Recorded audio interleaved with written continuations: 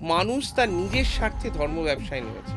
আমরা ১০৮ বার নাম করে ভাবি যে ঈশ্বর আমাদের কেনা গোলাম, বকলস বাঁধা বুলডগ, ঘরের দরজায় বেঁধে রেখেছি। মানুষ একটা অসম্ভব, অসহিষ্ণু, বেপরোয়া, অমানবিক একটা জড় জীবে পরিণত হয়েছে।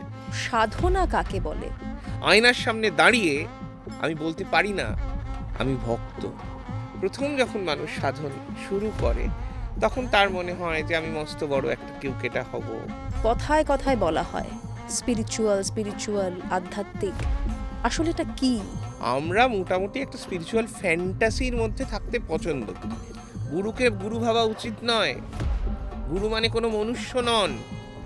সাধু হইও, সাধু সাজিও না। আর স্পিরিচুয়ালিটি কোনোদিন বিজ্ঞানের কাছে যাবে না। বিজ্ঞানকে হাঁটু মুড়ে বসতে হবে আধ্যাত্মিকতার কাছে। ধর্ম মানুষকে প্রেমিক হতে শেখায়, ক্ষমা সুন্দর হতে শেখায়। সনাতন হিন্দু ধর্ম ছিল, আছে, থাকবে। আমি মূর্খ, কিন্তু মহামূর্খ নই। তাহলে এত উগ্রতা কেন? সাধক তৈরি হতে যেমন সময় লাগে, শয়তান তৈরি হতেও সময় লাগে। কি কি পথ রয়েছে সাধনার? একটা আদমি, সাধারণ মানুষ ঈশ্বর হয়ে যেতে পারে যদি সে সাধন করে। আমরা সবাই একদিন শূন্য থেকেই এসেছিলাম, আবার শূন্যেই চলে যাব।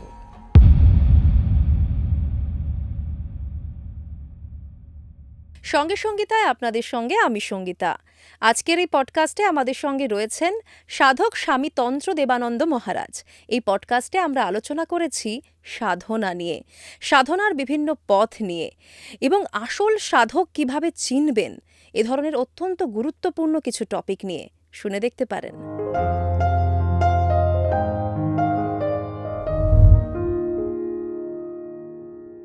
মহারাজ, সঙ্গে সঙ্গীতায় আপনাকে স্বাগত। নমস্কার। কেমন আছেন বলুন? আমি মাতৃকৃপায় আনন্দময়। আজ আমরা আলোচনা করব সাধনা এবং আধ্যাত্মিকতা নিয়ে। প্রথমেই আপনার কাছ থেকে জানতে চাইব, সাধনা কাকে বলে? খুব সহজে যদি সাধারণ মানুষকে বোঝাতে হয়, আপনি কি বলবেন?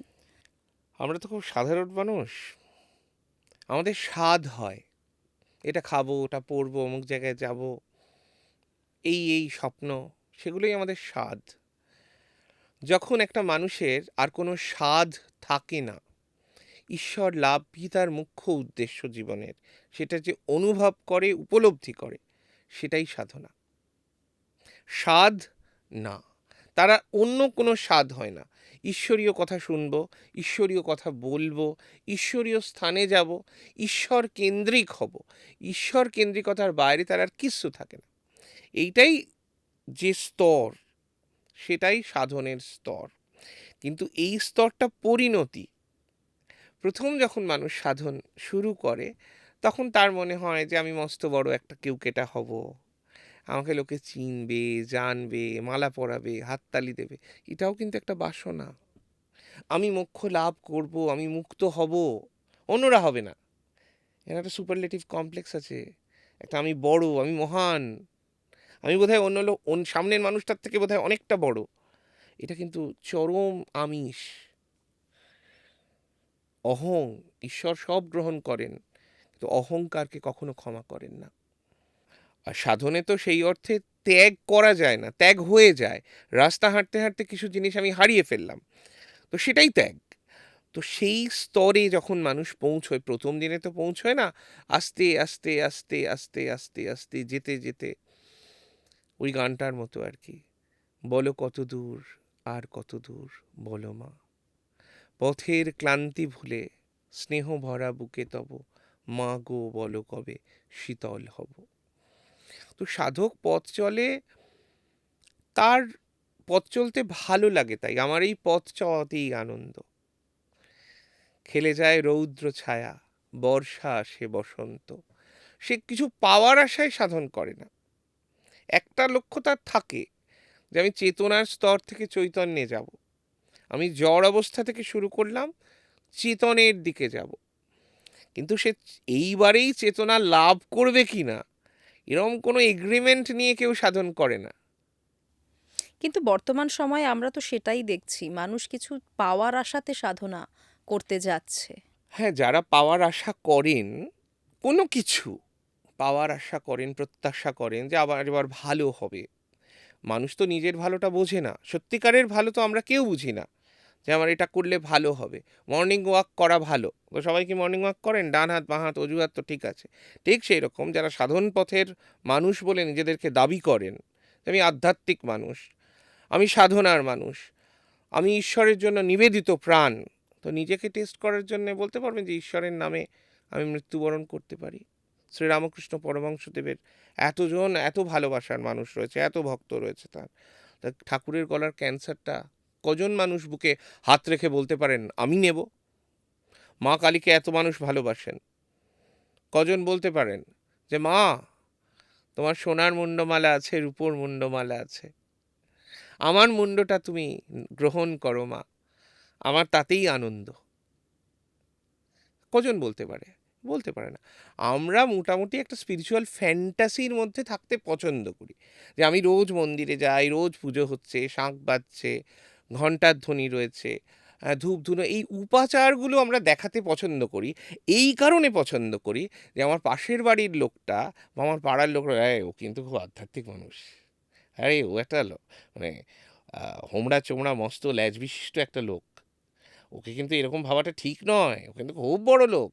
এই বড়, এই বড় হওয়ার বাসনা, নিজে যে বড় বলে সে বড় নয়, লোকে যারে বড় বলে সেই বড় হয়। আসলে এই যে আধ্যাত্মিকতা বা স্পিরিচুয়ালিটি, এই শব্দটা না আমরা আজকাল খুব শুনি।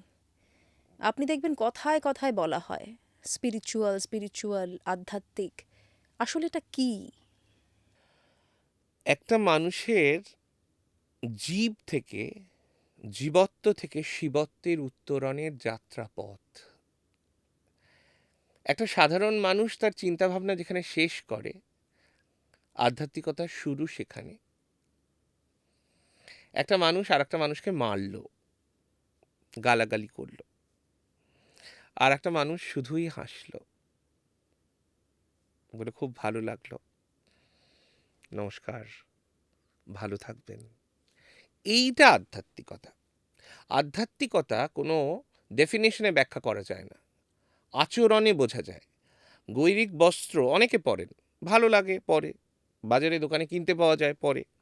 কেউ কেউ সন্ন্যাসী, তাদের তো সেটাই পথ, জ্ঞান অগ্নির রং, তারা আত্মশ্রাদ্ধ করেছেন, নিজের পিণ্ড নিজে ভক্ষণ করেছেন, ইট ইজ অল দ্যাট। কিন্তু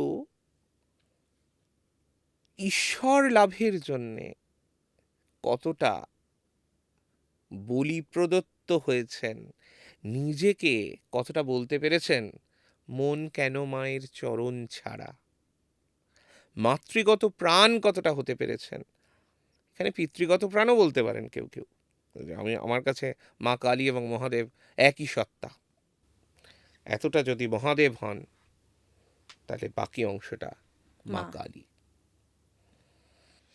আসলে এই কনসেপ্টগুলো না এখন বড্ড ধোঁয়াশা, মানুষ বুঝতে পারে না।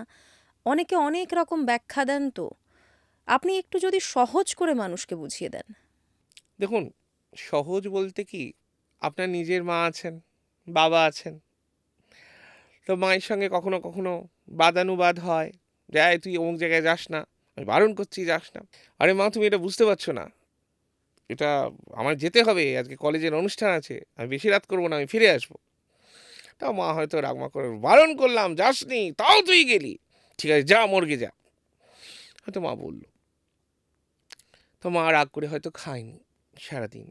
তো সেই ছেলে বা মেয়ে হয়তো ফিরল কলেজের অনুষ্ঠান শেষ করে, তো দেখছে যে পড়ে আছে, নিজেরও রাত্রিরের ডিনার মাও খায়নি, তার জন্যও কিছু নেই। তখন হয়তো সে একটা কোনো বাইরের খাবার কিনে নিয়ে, মার পছন্দের খাবার নিয়ে গিয়ে বলছে যে মা, আই এম রিয়েলি সরি, আজকের অনুষ্ঠানটা খুব দরকার ছিল, সবাই কলেজের বন্ধুরা গেছে, আমি না গেলে খুব খারাপ দেখাতো, তুমি রাগ করো না। তো ঠিক আপনার মাকে আপনি যেভাবে কনভিন্স করেন, আপনি যা যা করছেন তার একটা ব্যাখ্যা। মা কালীর কাছেও যদি নিজের মা বলে মনে করেন মা কালীকে, ঠিক একইভাবে যাবেন। সেখানে তো কোনো মন্ত্রের প্রয়োজন নেই। সেখানে মা যখন রেগে যান তখন আপনি কি করেন? আপনার নিজের মা যখন রেগে যান, তখন কি আপনি মন্ত্র পড়েন, না একটা চকলেট দেন, তার প্রিয় খাবারটা এনে দেন? তো এটাই, ঈশ্বরকে ভালোবাসতে গেলে কোনো একটা স্ট্রং ডেফিনেশনের মধ্যেই আমাকে থাকতে হবে। একটা পার্টিকুলার আচার আচরণ, সে তাকে সৎ হতে হবে, ভিতর থেকে অনেস্ট। এই এখন একটা ধারা চলছে বাইরে থেকে খুব, আমি খুব সৎ, ট্যাগলাইন। যে সৎ হয় তাকে লিখতে হয় না, তার তার কোনো গোয়েন্দার প্রয়োজন পড়ে না। হাজার কেন লক্ষ কোটি গোয়েন্দাও তাকে হাজারবার তাকে বিচার করে একই রেজাল্ট দেবে, কারণ সে সৎ, ভেতর থেকে সৎ। আর যে বাজে কথা বলার লোক, যে ফেক লোক, সে সব জায়গাতেই ফেক। তার নিজের বাড়িতেও সে মিথ্যে কথা বলে, যা বলে তা করে না, আর যা করে তা কখনো বলে না। এটা এখন একটা মহামন্ত্র হয়ে গেছে।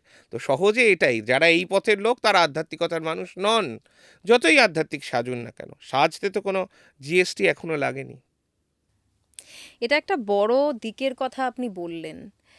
আলোচনা করতে বসলে মনে হয় যে আজকে আমরা এমন একটা সময় রয়েছি যখন ওই দর্শনদারি বেশি, হ্যাঁ, ওই গুণ একটা আমরা বিচার করেও খুঁজে পাচ্ছি না সবসময়। পেহলে দর্শনধারী ফির গুণ বিচারিয়ে। তো প্যাকেজ এখন তো ছোটা প্যাকেট বড়া ধামাকার যুগ, আর মানুষ সেটা খাচ্ছে। ওই একটা কথা আছে না, আমি আর সেটা বলতে চাই না, পড়তে হয় নইলে পিছিয়ে পড়তে হয়, সেটা আগে ছিল। মানে পাবলিককে গেলাতে হয়, আর পাবলিক এমনি এমনি খায় এগুলো।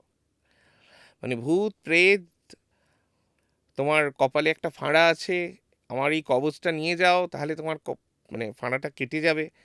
এইটা বলতে পারলে লক্ষ লক্ষ মানুষ একবারে ধন্য ধন্য করবে। তার হয়তো কিছুই ছিল না, এমন বহু মানুষ আছেন যারা মানে আমাকে বলেছেন, আমার পরিচিত ভক্ত মানুষ, ভক্তিটা তাদের পরে এসেছে, যে আপনি তো সত্যিই একটা নতুন জীবন আমাকে দিলেন। আমি জীবন দেওয়ার কে? হরিদাস পাল, আমি বিনা মাইনের চাকর, কেবল চরণধুলার অধিকারী, আমি কেউ নই। আপনি বলছিলেন একটা আংটি পরলে বা একটা কবচ ধারণ করলে আপনার আর মৃত্যু হবে না। আপনি এই চেতনার স্তর থেকে আমার সাথে যোগাযোগ করেছিলেন। আমি আপনাকে বললাম ব্রহ্মময় জগৎ, ঈশ্বর সর্বত্র আছেন। ঈশ্বরের উপহার যদি ওই আপনার কষ্টার্জিত পয়সা দিয়ে কেনা আংটি তাবিজ হয়, তাহলে আমি আপনাকে গ্যারান্টি দিচ্ছি এই ত্রিভুবনের কেউ আটকাতে পারবে না, আপনার কোনো কাজ হবে না। আমি আপনাকে গ্যারান্টি দিচ্ছি, কিচ্ছু হবে না। যেটা হবে, আপনার কষ্টার্জিত পয়সাটা চলে যাবে, আর আপনি হতাশার গভীর সমুদ্রে ডুবে যাবেন। এর পরের যে পার্টটা, হতাশার অন্ধকারে ডুবে গিয়ে সাইকিয়াট্রিস্টের কাছে যাবে, স্লিপিং পিলস খাবে, ওষুধ খাবে, ওষুধের কৃতদাস হয়ে যাবে সারা জীবনের জন্য। তো এইগুলো করতে মানুষের ভালো লাগে, কিন্তু ভক্ত হতে ভালো লাগে না। আমি শুধুই ভক্তি করব, আমি সবার পিছনে থাকব, শুধু মাকে মা মা বলে ডাকব। কোনো কাজে বাধা হলে আমায় সাজা দিও যত খুশি, আমি অনাহুত একজন, অনেক দোষেতে দোষী। এইটা কি কারুর বলতে ইচ্ছে করে না? তো ভক্তি সর্বপ্রথম বিষয়, সহজ বিষয়, কাউকে শিখিয়ে দেওয়ার কিছু নেই।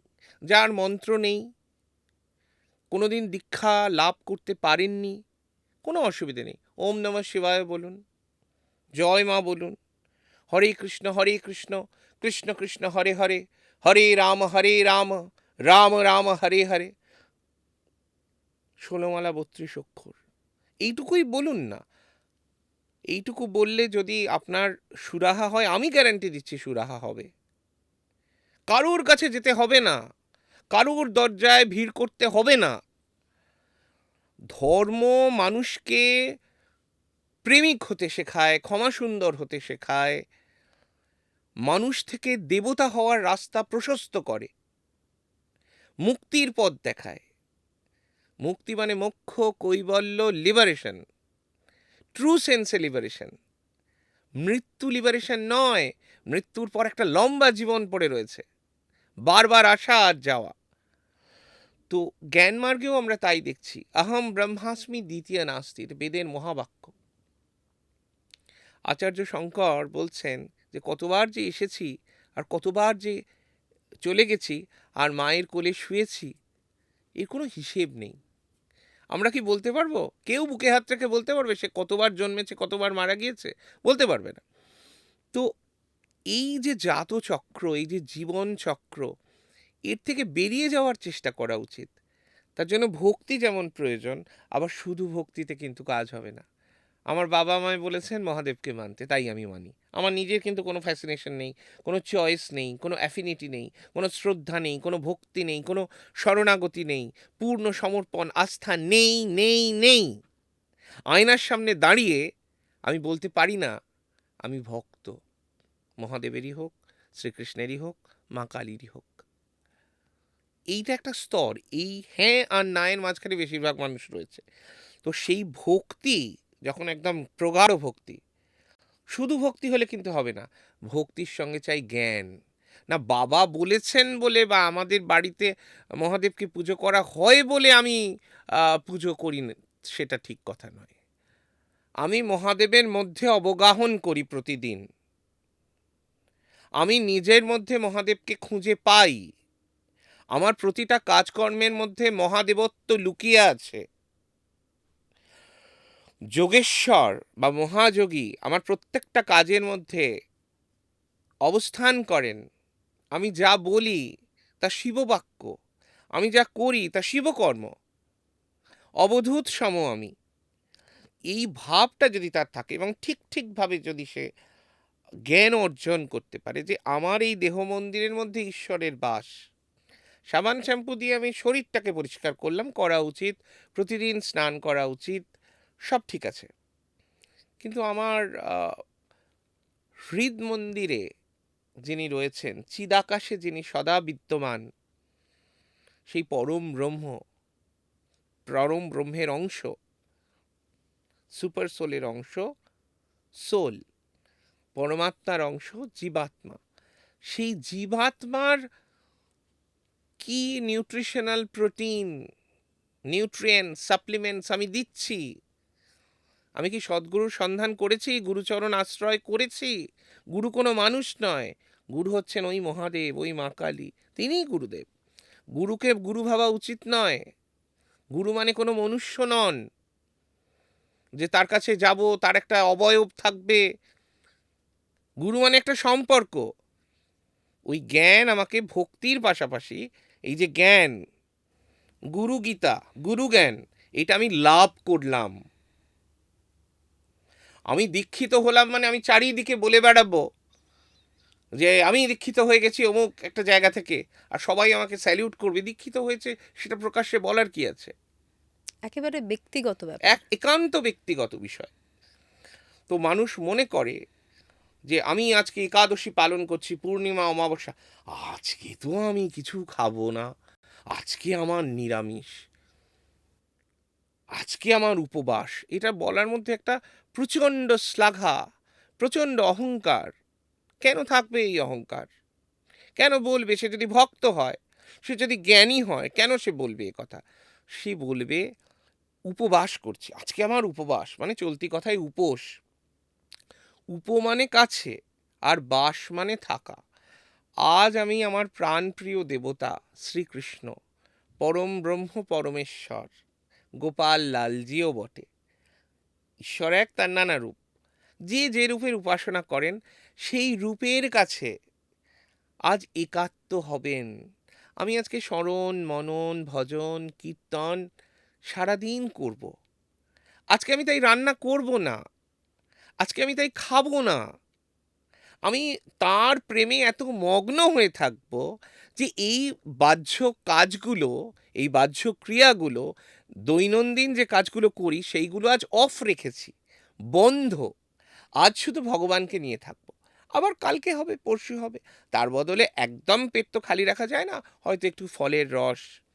যারা পরম সাধুগুরু বৈষ্ণব যারা আছেন, তারা যারা নিষ্কপটে হরিনাম করেন, তারা কিন্তু জলস্পর্শ করেন না।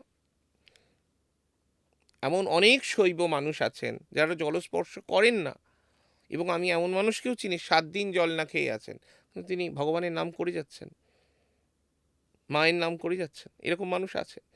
তো ভক্তি সঙ্গে জ্ঞানটাও কিন্তু জরুরি। ভক্তির সঙ্গে কিন্তু জ্ঞানটাও জরুরি। তাহলে ভক্তি হলো, জ্ঞান হলো।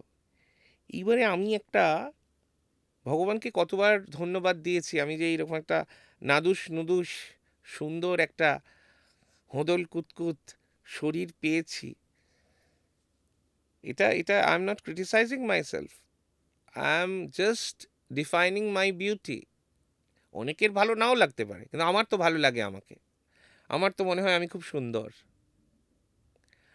আমার এই দেহটা তো আমার নয়, যাকে আমি দেওয়ার সুযোগ পেয়েছি, যিনি গ্রহণ করেছেন আমাকে, সেই তিনি অপেক্ষায় আছেন। তিনি আমার এই শরীরটাকেও যেমন ভালোবাসেন, আমার ভেতরটাকেও ভালোবাসেন। আমার ভেতরে যে আত্মা বিরাজ করছেন, তা পরমাত্মার অংশ, সবার মধ্যেই তাই।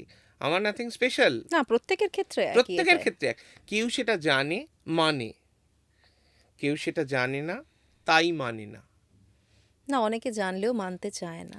হ্যাঁ, মানে এইবার একটা আলাদা একটা ব্যাপার আছে। আমি খুব প্রোগ্রেসিভ, আমি ঈশ্বরে বিশ্বাস করি না। দেখেছো উনি কি গম্ভীর, মানে কি জ্ঞানী, উফ, কি পার্সোনালিটি। পার্সোনালিটি নয়, ওর কনস্টিপেশন আছে, তাই জন্য ও হাসে না। এছাড়া আর কোনো কারণ নেই। এক্সট্রা মানে ওজন দেখাবার কোনো প্রয়োজন নেই। ঈশ্বরের কাছে কোনো ফাঁকি ঝুঁকি চলে না। হ্যাঁ, আমি জ্ঞান পেলাম কোথা থেকে? এই যে শ্বাস নিচ্ছি, তাঁর কৃপা। এই যে কথা বলছি, এ তো শক্তি। এ এত দূর এলাম কিসের জন্য? আমার নিজের যোগ্যতায়, আমার কোনো যোগ্যতা নেই। আমি একটা ছোট্ট, এই এত বড় ইউনিভার্স, এত বড় পৃথিবীতে একটা ছোট্ট বিন্দুও নই। নিজেকে এত বড় ভাবার কোনো কারণ নেই। মানুষ এই যে দেহটা পেয়েছি, ঈশ্বরকে কবার ধন্যবাদ দিইনি। আমার তো ব্রেনটা ঠিকঠাক নাও থাকতে পারতো, চোখ তো নাও থাকতে পারতো, হার্ট ফাংশন ঠিকঠাক নাও থাকতে পারতো, দুটো হাতের বদলে একটা হাত থাকতে পারতো, আমি তো পঙ্গু হতে পারতাম, বিকলাঙ্গ হতে পারতাম, আমার তো কিডনিটা ঠিকঠাক ফাংশন নাও করতে পারতো। এই যে কথা বলছি, ভগবানের পথেই কেন এলাম? চোর ডাকাত ছিনতাইবাজও হতে পারতাম, গুন্ডা হতে পারতাম, হইনি তো। তাঁর কৃপা। অধিকাংশ মানুষই আমার মতো হননি। সবাই যে বৈরাগ্যের পথে এসেই পূর্ণচ্ছেদ করবেন জীবনে, তার কোনো মানে নেই। আপনারা বিয়ে করুন, সংসার করুন, কিন্তু সংসেজে সার বস্তুটাকে গ্রহণ করতে ভুলবেন না। তাই একটা কথা আছে, সাধু হইও, সাধু সাজিও না, সংসারী সাজিও, সংসারী হইও না। এটা কিন্তু অনেক বড় কথা, খুব সহজভাবে বলা। একদম তাই। এবং মানুষ মনেতেই বদ্ধ, মনেতেই মুক্ত। আপনি সংসার করেও কিন্তু মুক্ত জীব হতে পারেন, মুমুক্ষু জীব হতে পারেন। শ্রীরামকৃষ্ণ পরমহংসদেব সেইভাবেই ব্যাখ্যা করেছেন যে ঈশ্বর ছাড়া আর কিছু বোঝে না। মানে অনেকে এটা একটা শার্প ডিমার্কেশন তৈরি করে দেয়। কেউ বোধহয় বিবাহিত হলে সেটা বোধহয় খুব অপরাধের, বা কেউ মহিলা সঙ্গ করেছেন সেটা বোধহয় অপরাধের। শক্তি সাধনায় যুগল সাধন তো একটা খুব বড় জিনিস, একা একা হয় না। এবার সবার জন্য সেটা নয়, আর পঞ্চমকার যে সবাইকেই করতে হবে এমনটাও নয়। ভক্তি জ্ঞান তার পাশাপাশি এই যে দেহটা পেয়েছি, নিজেকে কি চিনতে পারছি, জানতে পারছি আমি কে, কোথা থেকে এলাম, কোথায় আছি, কোথায় যাব, কেন এলাম, what is the purpose of life. একটা বাঘ, সিংহ, গরু, মোষ, এত জীব জীব বৈচিত্র্যে ভরা, তারাও যা করছে আমিও তাই করছি। তারা খাচ্ছে, আহার,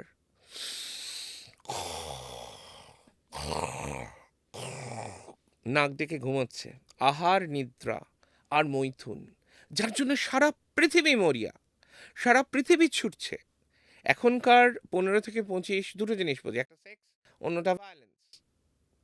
এবং তার জন্য ফ্যান্টাসি প্রচণ্ড, মানে আই এম ভেরি পাওয়ারফুল, এটাও কিন্তু একটা খুব চমৎকার attraction. I am very powerful. রথ ভাবে আমি দেব, পথ ভাবে আমি, মূর্তি ভাবে আমি দেব, হাসেন অন্তর্যামী।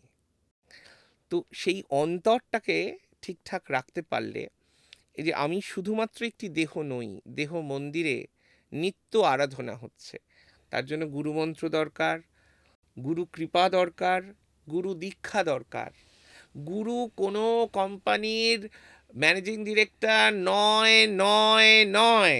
গুরু বিশাল সাইজের হোক, আর গুরু একেবারে ফুটপাতের ধারে একটা প্লাস্টিক বিছিয়ে বসা গুরু হতে পারে, তার মধ্যে গুরুত্ব থাকতে হবে। গু মানে অন্ধকার, রু মানে আলো। যিনি অন্ধকার থেকে আলোর পথে নিয়ে যান, তিনিই গুরুদেব। তো গুরু মোক্ষের পথ পরিষ্কার করেন। গুরু হচ্ছেন অ্যাকাউন্ট্যান্ট, তিনি মন্ত্র দান করেছেন। যারা সেই মন্ত্র জপ করে না, তাদের জন্য মহা মহা মহা মহা বিপদ। কেউ আটকাতে পারবে না ত্রিভুবনে। যেখানেই যান সারা পৃথিবীর, যে কোণেই লুকিয়ে থাকুন, আপনি দীক্ষিত হয়েছেন, মন্ত্র জপ করেন না কেন? আপনাকে মন্ত্র জপ করতেই হবে। তাহলে আপনি দীক্ষিত হয়েছেন কেন? যান মন্ত্র বিসর্জন দিন। তাহলে ঈশ্বরকে নিয়ে ফাজলামি ছেলে খেলা নয়। আপনি করেছেন একটা কর্ম, তার ফল আপনাকে ভোগ করতেই হবে। তো সবচেয়ে বড় জিনিস হচ্ছে, গুরু মন্ত্র লাভ করার পর সে দীক্ষিত, তার উচিত গুরু বন্দনা করা, গুরু সেবা করা। গুরুর জন্য সে নিবেদিত প্রাণ। ইষ্ট যদি কখনো তার কাজকর্মে রেগে যান, গুরু নিজে তাকে বাঁচান, যে যাকে যাকে ঠিক আছে ঠিক আছে, ও ছেলে মানুষ ভুল করে ফেলেছে, আজকেও বুঝছে না, একদিনও বুঝতে পারবে, ও ছেলে মানুষ, ও আমার ছেলে, আর বাদ দিন, ও মেয়েটা আমার, ছেড়ে ছেড়ে দিন ছেড়ে দিন। আমি আপনার কাছে দুহাত জোড়ে ক্ষমা চাইছি, আমি মাথা নিচু করে ক্ষমা চাইছি, এই ভুল আমার, আমি দোষ করেছি, আমার অপরাধ। আপনি যত খুশি আমাকে চাবুক মারুন, যা খুশি আমায় করুন, আমার কোনো অসুবিধে নেই। আমি আমি আমি আমি ক্ষমা চাইছি, কোনো অসুবিধে নেই। আপনি আমাকে দিন, ও যা দোষ করেছে, ও যা পাপ করেছে, সেই পাপ আমার, আমি ভোগ করব, যেহেতু আমার সন্তান। কিন্তু গুরু যদি রেগে যান কোনো কারণে বা ব্যথিত হন, গুরু যে সবসময় সেটা সন্তানকে প্রকাশ্যে বলবেন তা কিন্তু নয়। সবচেয়ে ব্যক্ত হবে, বাংময় হয়ে উঠবে শব্দবন্ধের দ্বারা, এমনটা নয়। গুরু হয়তো এমন কোনো শব্দ বা এমন কোনো আচরণ যা তাকে একদম মর্মভেদী যন্ত্রণা দিল, অন্তরে আঘাত লাগলো, হৃদাকাশ রক্তাক্ত হলো, গুরু কিন্তু হাসলেন শুধু। তা আমি তোমাকে একদিন সন্তান রূপে বরণ করেছিলাম, তুমি যেমন আমাকে গুরু রূপে বরণ করেছিলে। গুরু ব্রহ্মা গুরু বিষ্ণু গুরুদেব মহেশ্বর গুরু সাক্ষাৎ পরম ব্রহ্ম তস্মৈ শ্রী গুরবে নমঃ। সত্যিকারের গুরু এইরকমই হয়। সে তো গুরু নিজের খাবারটা তার সন্তানকে আগে দিয়ে দেবে, সন্তানেরও উচিত গুরুকে দিয়ে খাওয়া প্রতিদিন। এইসব রীতি রেওয়াজগুলো উঠে যাচ্ছে, যে সন্ধেবেলা তুলসী মঞ্চে শাঁখ বাজানো, প্রদীপ প্রজ্বলন করা, অন্ন গ্রহণের আগে এই যে আমরা দ্বীপ্রাহরিক ভোজন, সেটির আগে আমরা একটি গণ্ডূষ করা, মানে জল ছড়া দেওয়া, জল ছড়া দিয়ে বসা, কাঁসার থালায়। রিয়াকশন অনেকে বলেন হয়, অনেকে বলেন হয় না গরম খেলে।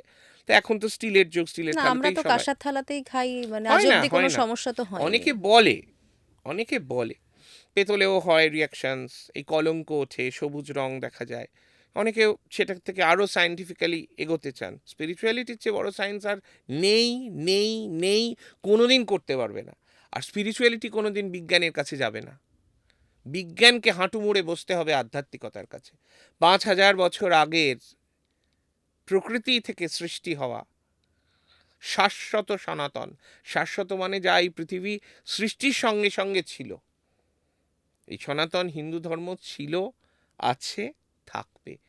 এই মহাসমুদ্র থেকে এক বালতি জল যদি কেউ তুলে বাইরে ফেলে দেয়, মহাসমুদ্রের তাতে কিছু যায় আসে না। আজকে আমরা আলোচনা করছিলাম আধ্যাত্মিকতা নিয়ে, সহজ করে আপনাকে বুঝিয়ে বলতে বললাম, আপনি খুব সুন্দর করে বুঝিয়েও দিলেন। আমি একটু শাস্ত্রের দিকে যাব। শাস্ত্র কি বলছে, আমাদের কি কি পথ রয়েছে সাধনার? সাধনাকে আমরা মূলত 4 ভাগে ভাগ করতে পারি। একটা হচ্ছে যোগ, তন্ত্র, ভক্তি আর জ্ঞান। তো আমি সবার আগে ভক্তিটাকে যদি ধরি, ভক্তি করা যায় না, ভক্ত হওয়া যায় না, ভক্ত সাজা যায়। যে ভক্ত হবে, ঈশ্বরকে পরম পিতা বলে মনে করে, কিংবা তার নিজের সন্তান হিসেবে মনে করে, কিংবা তার বন্ধু হিসেবে মনে করে, কিংবা তার স্ত্রী হিসেবে, স্বামী হিসেবে মনে করে, তুমি হো বন্ধু, সখা তুমি হো মাতা, পিতা তুমি হো। তো পিতামাতার সাথে অনেকে আজকাল বৃদ্ধাশ্রমে পাঠিয়ে দিচ্ছেন, বাবা মার সাথে ব্যবসা হচ্ছে সন্তান সন্ততিদের, এটা বিকৃতি, দুর্ভাগ্য। তো বেশিরভাগ মানুষ তো বাবা মাকে ভালোবাসে, তো বাবা মাকে যেরকম ভালোবাসে ঈশ্বরকে সে সেই রকমভাবে ভালোবাসে, তার সবটুকু গামছা নিংড়ানোর মতো নিংড়ে দেয়, একবারও ভাবে না যে আমি কাল কি খাবো। তো ঈশ্বরকে যে ওই রকম ভালোবাসে সে ভক্ত। সন্তান হলেও সেই রকম, স্ত্রী হলেও সেই রকম, স্বামী হলেও সেই রকম। এক একজনের সাধনা, ভক্তি মার্গের সাধনা, এক একজন এক এক চোখে পরম ব্রহ্মের দিকে তাকান। ওই গানে আছে না, শ্যামা কখনো পুরুষ, কখনো প্রকৃতি, কখনো শূন্যাকার হে, মায়ের সে ভাব ভাবিয়া কমলাকান্ত সহজে পাগল হলো রে, শ্যামা মা কি আমার কালো, শ্যামা মা কি আমার কালো, কালো রূপে দিগম্বরী, কালো রূপে দিগম্বরী, হৃদি পদ্ম করে মোর আলো রে, শ্যামা মা কি আমার কালো। খুব সুন্দর গাইলেন কিন্তু। না না এটা বলতেই হতো। না না, এটা মায়েরই কৃপা।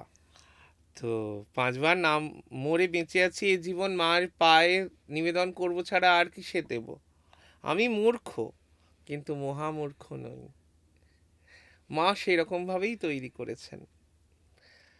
আর যেখানে মায়ের নাম সেখানেই তো বৃন্দাবন ধাম। তো মা তো বিভিন্ন রূপে দেখা দিচ্ছেন। হ্যাঁ, মায়ের রূপ তো মুখে ব্যাখ্যা করা যায় না। কখনো মা জ্যোতির্ময়ী, পরম জ্যোতির্ময়ী। তো কুসন্তান আমরা মাকে ঠিকঠাকভাবে রিপ্রেজেন্ট করতে পারছি না। মা মুচকি মুচকি হাসছেন, তিনি ব্রহ্মাণ্ডেশ্বরী। এই ব্রহ্মাণ্ড তিনি গর্ভে ধারণ করেছেন। তো এই সৃষ্টির সমস্ত কিছু তাঁর অধীন। কত বড় ইঞ্জিনিয়ার, কত বড় ডাক্তার, কত বড় আর্কিটেক্ট, আমরা কি জানি তার সম্বন্ধে? মহাকাল জেনেছেন কালীর মর্ম, আমরা কি আর জানি তেমন?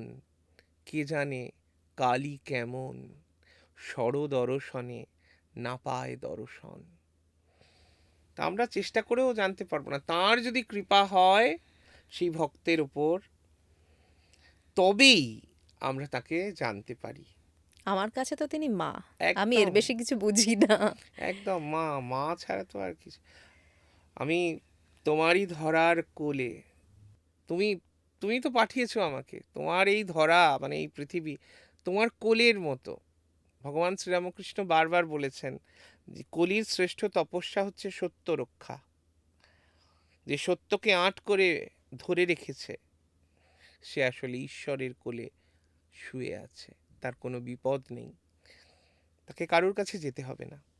আচ্ছা, ভক্তির পর এবার আমরা যোগ মার্গে আসব।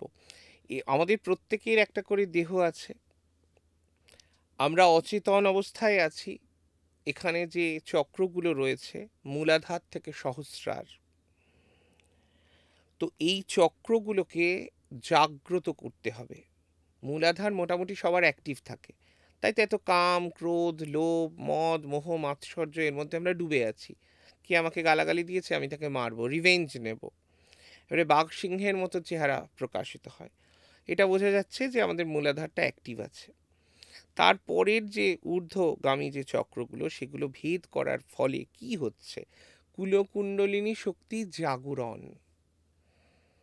সেই যে কনসিয়াসনেস, যার যতগুলো চক্র খোলা, কনসিয়াসনেসকে অ্যাচিভ করার জন্যে সে তত বেশি উপযুক্ত সেই সাধক। এক জন্মে কেউ কেউ বলেন হয়, কেউ কেউ বলেন হয় না। যারা বলেন তারাও ঠিক, এক জন্মে হয়, কি যারা বলেন এক জন্মে হয় না, দুজনেই ঠিক, কেউই ভুল নন। স্থান কাল পাত্র ভিত্তিতে এটা হয়। স্বাভাবিকভাবে আগেরবার তিনি অনেক এগিয়ে ছিলেন, নাহলে তো এই শরীর ধারণই করতে হতো না, এই পৃথিবীতে আসতেই হতো না। একটু কাজ পড়েছিল তাই এসেছেন, এসে আগেও সাধন করতেন, এখনও সাধন করছেন। কেউ ভাবলো যে 2 বছর করেই ওর হয়ে গেল। হ্যাঁ, 2 বছর কেন, 2 দিন করেও হয়ে যেতে পারে। তার তো সব করাই ছিল, তার আগে তার মৃত্যু হয়েছিল, শেষ করতে পারেনি।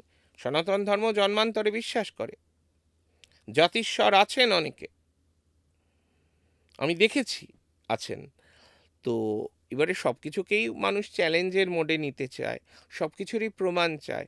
কেউ কি বলতে পারবেন বুকে হাত রেখে আয়নার সামনে দাঁড়িয়ে কতবার তিনি শ্বাস নিয়েছেন, শ্বাস প্রশ্বাস নিয়েছেন, ছেড়েছেন, বলতে পারবেন?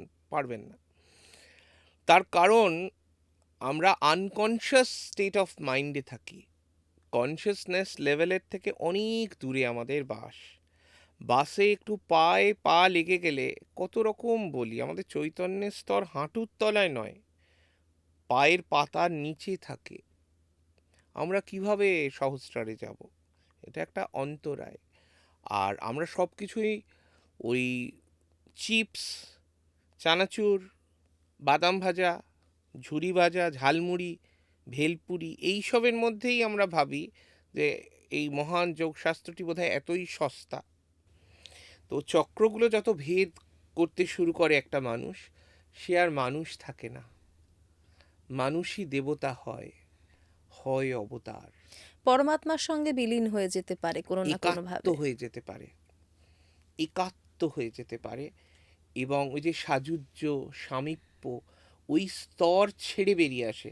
সাযুজ্য মানে একই রকম, মিল আছে। সামীপ্য অর্থাৎ কাছের লোক, তখন আর সে কাছের লোক নয়, সে স্বয়ং মহাদেব, সে আর তখন অবতার নয়। এবারে যে কোনো জিনিসেরই একটা ওই মায়েরা বাচ্চাদেরকে একটা কালো টিকা লাগিয়ে দেয় না, না না আমি ওসব কিছু জানি না, আমি ওসব কিছু পারি না, আমি অ্যাস্ট্রাল ট্রাভেল করতে পারি না, আমি ঈশ্বর দর্শন করিনি, আমি বাবা ম্যাজিক দেখাতে পারবো না, 10 মিনিট 15 মিনিটে ম্যাজিক জাদু, আমার আমার মুখ থেকে আমি সোনার কয়েন বার করতে পারি না, সোনার ঘড়ি বার করতে পারি না, আমি ওসব শিখিনি, আমি জানি না, আমি কোনো জাদুকর নই। তখন সে মানে কায় মনোবাক্যে সে চায় যে আমি নিরালা একটা জায়গায় থাকবো যেখানে আমার কেউ আসবে না আমার কাছে, মানে কারণ জগতের সে এই তো এত সবচেয়ে দামি কেওস, জিনিসটা পেয়ে গেছে। জগতের এই কেওস তো তার পছন্দ হবে না, না সেখানে সে তখন। বলবে না যে আমার মেয়ের কেন বিয়ে হচ্ছে না, আমার মেয়ের কেন বাচ্চা হচ্ছে না, আমার ছেলে কেন চাকরি পাচ্ছে না, এত অভাব কেন, নতুন ফ্ল্যাট কবে যাব, নতুন বাড়ি করতে পারবো কিনা, জাগতিক। এমনকি মানুষ এটাও বলেছে আমাকে যে আমার টাকে কবে চুল গজাবে সেটা আপনি বলে দিন। সাধনা করতে এসে। হ্যাঁ, মানে সাধনা বিক্রয় লব্ধ, সাধনা বিক্রয় কেন্দ্র, মানে সাধনা বিক্রি আছে, সিদ্ধানা বিক্রি নেই, কিন্তু সাধনা বিক্রি আছে। এমন একটা অবস্থার মধ্যে দিয়ে আমরা চলছি, এবং এবং সাধকরা প্রকারান্তরে বলেই দিচ্ছেন যে আমরা তো সাধন করেছি, চাল ডাল নুন তেল আমাদের হাঁড়ি চলবে কি করে। হ্যাঁ, এটা একটা প্র্যাকটিক্যাল কথা। আর এটাও ঠিক ভাইসি ভার্সা, মধ্যবিত্ত বাঙালি কিন্তু সাধকদের, সন্ন্যাসীদের খুব একটা কিছু দেয় না, এটাও কিন্তু সত্যি। মানে ওই অনেক দিন আগে একটি মজার ঘটনা, please don't take me otherwise, একজনদের বাড়িতে এই সন্ন্যাসীদেরকে আর কি সেবা প্রদান করা হচ্ছে, ভান্ডারা দেওয়া হচ্ছে। তো সেখানে গিয়েছি, তো সবাই যা লাগবে চেয়ে নেবেন কিন্তু, হ্যাঁ, লজ্জা করে খাবেন না। তো সব দেওয়া টেওয়া হয়েছে, তার খাওয়া হয়ে গেছে, 2-4 জন সন্ন্যাসী রয়েছেন। তো একটা পর্যায়ের পর তারা কেউ আর সামনে ছিলেন না, মানে যাতে কেউ নিতে না পারে। মধ্যবিত্তের মায়া বদ্ধতা এইটুকুর মধ্যেই আবদ্ধ, যে সন্ন্যাসী সে কেন বেশি খাবে, সাধক সে কেন বেশি খাবে। তো একদিন নেমন্তন্ন করেছে, তাও এরকম। তো বাঙালি, আমি সবাইকে তা বলছি না, বাঙালি মানুষের মানসিকতাটা এরকম, খুব সংকীর্ণ আমরা। এটা কি শুধু বাঙালি? এখানে আমি বাঙালি অবাঙালি প্রভেদ এই কারণে করছি, কারণ ধর্মাচরণের ক্ষেত্রে অ্যাটলিস্ট রিলিজিয়াসনেস, স্পিরিচুয়ালিটি নয়, রিলিজিয়াসনেস দেখানোর ক্ষেত্রে ভারতের অন্যান্য রাজ্যগুলো কিন্তু খুব এগিয়ে আছে। এবং তারা কিন্তু দেখানেপনা হলেও পায়ে লাগু, পায়ে হাত দিয়ে বা মানে হাঁটুতে হাত দিয়ে প্রণাম করার এই যে একটা কায়দা বা স্টাইল অফ অ্যাকশন, এটা কিন্তু আছে। বাঙালিদের মধ্যে কিন্তু চট করে পায়ে হাত দিয়ে প্রণাম করা এই রীতিটা কম। এরকমভাবে নমস্কার করার রীতি আছে, এবং বাঙালি সবসময় একটু মুক্ত চিন্তার দিকে ঝুঁকে ছিল, এখনো ঝুঁকে আছে হয়তো। এ জায়গাতেই একটা প্রশ্ন আসবে, সত্যিই কি সবার পায়ে হাত দিয়ে প্রণাম করা উচিত? না, এখানে তো কোনো শর্ত রাখা নেই, এখানে তো কোনো বাধ্যতামূলক কম্পালসারি কিছু নেই। একটা মানুষের যদি একটা মানুষকে দেখে তার মাথা অটোমেটিক ঝুঁকে যায়, তারপর সে পায়ে হাত দিয়েই প্রণাম করবে। সেখানে তো মানুষ অবশ্যই করবে, কিন্তু সবার ক্ষেত্রে তো সেটা হবে না। এবারে কেউ কেউ হয়তো টাকা পয়সা দিয়ে লোক রেডি করে রেখেছেন ওই অ্যাকশনটা করার জন্যে, তাকে হয়তো 500 করে টাকা দেয় এক একটা প্রণামের জন্য। এখন তো এইসব দেখা যাচ্ছে যে আমার ভক্ত সে কীরকম, আমার সম্পর্কে 4টি প্রশংসাসূচক বাক্য বলবে, সেই সবই তো বলে যে উনি, ওনার কাছে এসে আমার জীবন বদলে গেছে। কারুর যদি সত্যিই জীবন বদলে যায়, সে কি মাইকে অ্যানাউন্স করে বলবে যে আমি এইরকম, আমাকে এসেছি, আমার শাঁখ বাজাও, হ্যাঁ আমাকে হাওয়া করো, চামর দোলাও, আমি এই আমি সেই, আমার 4টে হাত আছে, 5টা লেজ আছে, 10টা পা আছে, আমার 15টা মাথা আছে। আমার কাছে আসলে কি বলুন তো, আমার মনে হয় এই যে আড়ম্বর, হ্যাঁ, বেশি দেখানে পড়াটা দেখনদারি, দেখান। এটার থেকে তো আমাদের আত্মার অনুভূতি সেটা অনেক বেশি গুরুত্বপূর্ণ। একদম, এবং আমরা সেখান থেকে সরে যাচ্ছি। আড়ম্বর, বাহ্যিক প্রদর্শন অনেক বেশি প্রায়োরিটি পায়। আমি অনেক সময় দেখেছি আহ, ভারতের অন্যান্য রাজ্যগুলোতে বা এখানেও, এখানে একটু কম উম, সাধু সন্তরা অ্যাওয়ার্ড পাচ্ছেন। পেতেই পারেন, তিনি ভালো কর্ম করেছেন, কাজের স্বীকৃতি নিশ্চয়ই পেতে পারেন তিনি, তিনি কাজ করেছেন তাই তো তাকে অ্যাওয়ার্ড দেওয়া হচ্ছে। তো একজন সাধক বা সন্ন্যাসী যদি সত্যি সত্যি তিনি হন, তার কাজটা মহান। তিনি তিনি বলতে পেরেছেন যে আমি কাম, ক্রোধ, মদ, মাৎসর্য, লোভ এগুলো থেকে বেরিয়ে এসেছি, আমার কাছে ঈশ্বরই প্রথম এবং শেষ কথা, আমি অন্য কিছু চাই না, চাই না, চাই না। তারপরেও কাউকে একটা পুরস্কারের মতো স্বীকৃতির প্রয়োজন আদৌ আছে কি? আমার এখানে অনেকগুলো প্রশ্ন আছে আপনার কাছে। আমরা মূল আলোচনা থেকে একটু বেরিয়ে যাচ্ছি, আবারও সেটায় ফিরবো, দর্শকদের সেটা বলে রাখি। কিন্তু আমি জানতে চাইবো মহারাজ, বর্তমানে আমরা কি এটা দেখতে পাই, সত্যি সত্যি যারা সন্ন্যাসী বলেন নিজেদের, তারা সবাই কি রাগ, ক্ষোভ, দুঃখ এগুলো থেকে মুক্তি পেয়েছেন, এগুলোকে জয় করতে পেয়েছেন? তাহলে এত উগ্রতা কেন? দেখুন, আমার কাছে একজন সন্ন্যাসী, বিরজাপ্রাপ্ত ব্যক্তি বা সাধক, তিনি কিন্তু হবেন শান্ত, সৌম্য, প্রেমিক স্বভাবের।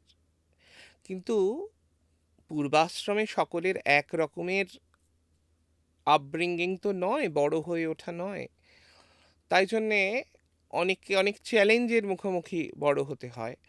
তো সন্ন্যাস জীবনের মধ্যেও তাদের মধ্যে সেই বিকার, এগুলো বিকার, এগুলো বিকৃতি, সেইগুলো থাকে। এবং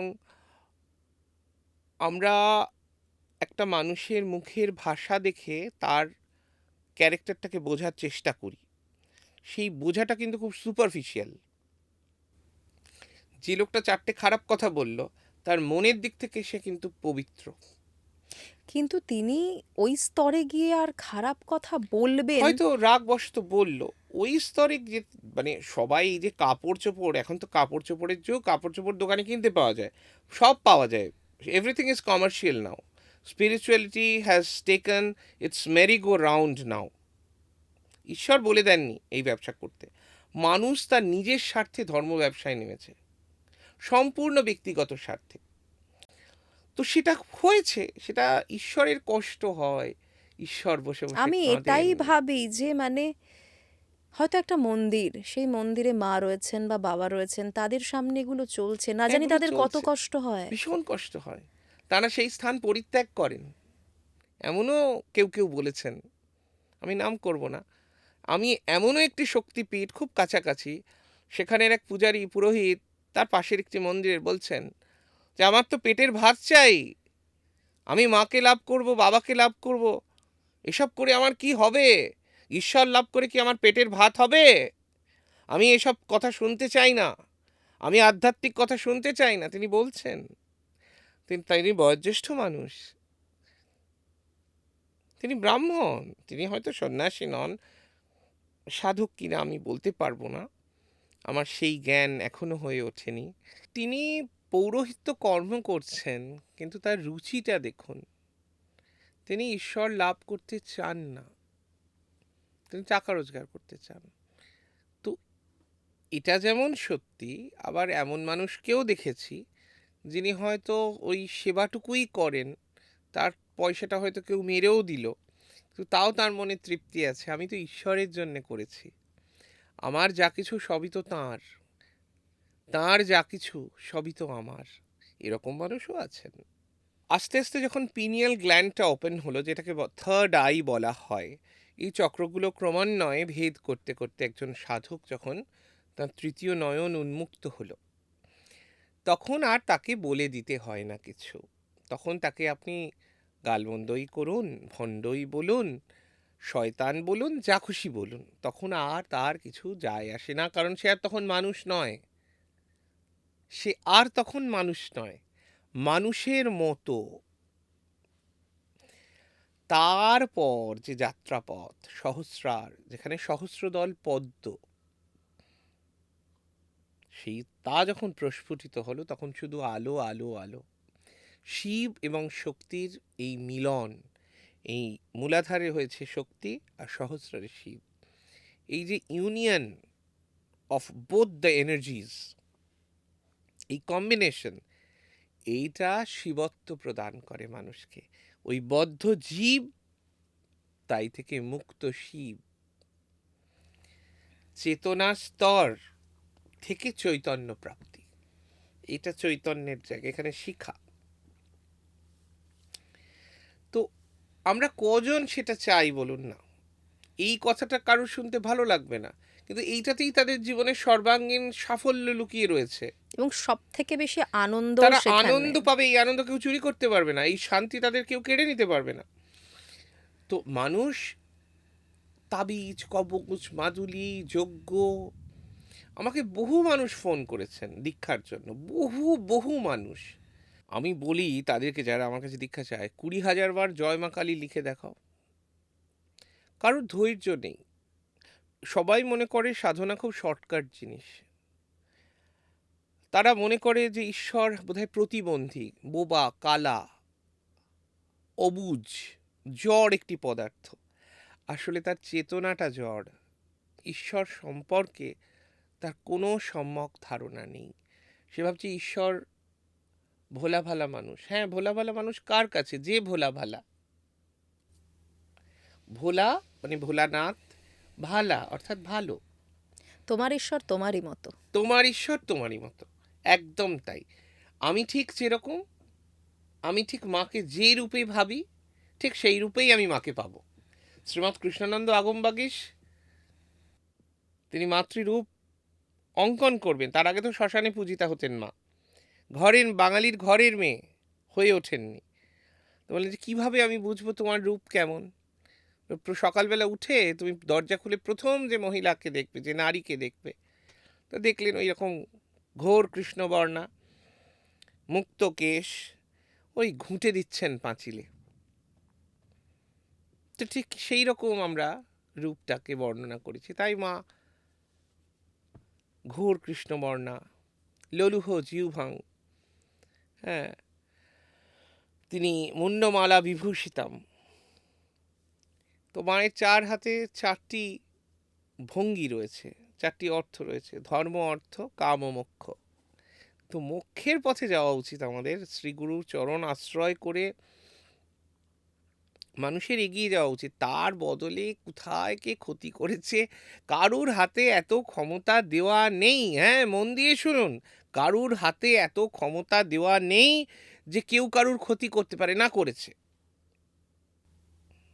এরকম বহু মানুষ আছেন, প্রগল্ভতায় কেন ভেসে যাচ্ছেন কুসংস্কারে? নিজেদের কিছু সেন্স অ্যাটলিস্ট মাথার মধ্যে রাখুন। After all you all are human beings. এইটুকু অ্যাটলিস্ট বুঝুন, স্পিরিচুয়ালিটি ইজ আ সায়েন্স। একটা জিনিস করছি, every action has equal and opposite reaction. তো ইললজিক্যাল কেন হয়ে যাচ্ছি আমরা? আমাদের তো ক্রমাগত ধরুন একটা রিপিটেশন চলছে, কন্টিনিউয়াস একদম আমাদের মাথায় ঢোকানো হচ্ছে এগুলো। একদম একদম।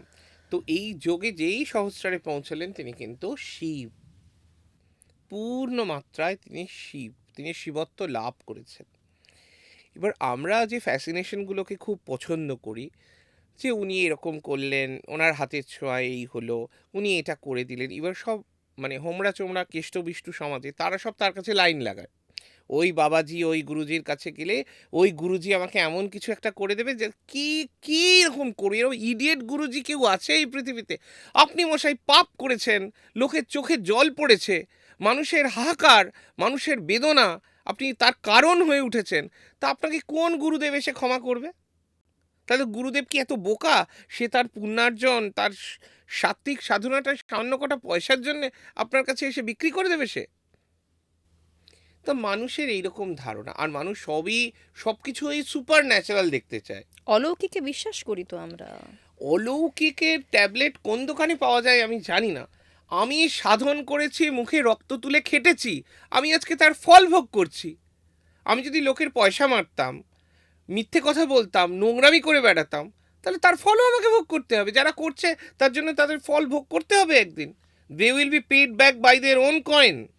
আমরা না আসলে ভুলে যাই যে ভগবানকেও তার কর্মফল ভোগ করতে হয়েছে যখন Exactly. তিনি মানুষ হয়ে জন্মেছেন। এক্স্যাক্টলি। শ্রীরামচন্দ্র, ভগবান শ্রীকৃষ্ণ, শ্রীকৃষ্ণ তো নিজের ছেলেকেও বাঁচাতে পারলেন না, নিজের মৃত্যু হলো ওই ব্যাধের বিষ মাখানো তীরে। পা দুটোতে তিনি যখন গাছের বিশ্রাম নিচ্ছিলেন গাছের ডালে, তো তখন ওই ব্যাধ যে মারলো তাকে বিষ মাখানো তীরে, তখন তাড়াতাড়ি সে ছুটে এসে বলছে, আমি এই লাল লাল রক্তাভ পদযুগল দেখে প্রভু আমার মনে হয়েছিল, আমি বুঝতে পারিনি, আমায় মার্জনা করুন, আমি ক্ষমা চাইছি। তো আমি ভেবেছিলাম দুটো পাখি বোধহয়, আমি দূর থেকে মেরেছি এই তীর। তখন তিনি বললেন যে না, পূর্বজন্মে আমি যখন ভগবান মর্যাদা পুরুষোত্তম শ্রী রামচন্দ্র রূপে আবির্ভূত হয়েছিলাম এই ধরাধামে, বালি আর সুগ্রীব তাদের ভয়ঙ্কর যুদ্ধ হয়েছিল, আমি কিন্তু অনৈতিকতার আশ্রয় নিয়েছিলাম, সুগ্রীবকে রাজা করেছিলাম বালিকে হত্যা করে। তো আমি কিন্তু, তুমি তারই ছেলে, তো এবারে ব্যাদের পুত্র হয়ে এসেছো, তো আমার সেই হত্যাটা ছিল, সেই পাপ, সেই দুষ্কর্মটা ছিল রাজনীতির স্বার্থে, আমি তার ফল ভোগ করছি আজকে। তাই তোমার কোনো দোষ নেই। তিনি সস্নেহে ফিরিয়ে দিলেন তাকে। তো এইটা ভগবানের ক্ষেত্রে যদি কোনো মার্সি না থাকতে পারে, তা আমরা মানুষেরা আজকে ভগবান, ভূত, আইন, আদালত কোনো কিছুকেই ভয় পাই না। মানুষ একটা অসম্ভব, অসহিষ্ণু, বেপরোয়া, অমানবিক একটা জড় জীবে পরিণত হয়েছে। কবে আমাদের মান আর হুঁশ ফিরবে? যোগ সাধন, ভক্তি যোগ, আমি বিশ্বাস করি সমাজে একটা বিপ্লব আনতে পারে, যেখানে সংখ্যা কমে যাবে, ভালো মানুষের সংখ্যা বাড়বে, চুরি, ডাকাতি, দুর্নীতি এগুলো চিরকালের মতো না হলেও সাময়িক কিছুটা সময়ের জন্যে সমাজ থেকে বিদায় নেবে। কারণ পাপী তৈরি করতে গেলেও সময় লাগে, সাধক তৈরি হতে যেমন সময় লাগে, শয়তান তৈরি হতেও সময় লাগে। তো দুটোই টাইম টেকিং লং প্রসেস। চট করে কি আর পকেট মারের জন্ম হয়? তো মহা ইন্টেলিজেন্ট লোক, সেও তো চুরিবিদ্যা মহাবিদ্যা, যদি না পড়ো ধরা, যদিও সব চোরেরাই একদিন ধরা পড়ে এবং তারপর বলে আমরা চুরি করিনি। মহর্ষি বাল্মীকিকে যদি আমরা দেখি, তিনি তো আগে দস্যু রত্নাকর ছিলেন। তিনি সবার কাছে গেলেন, তার পাপের দায় কে নেবে?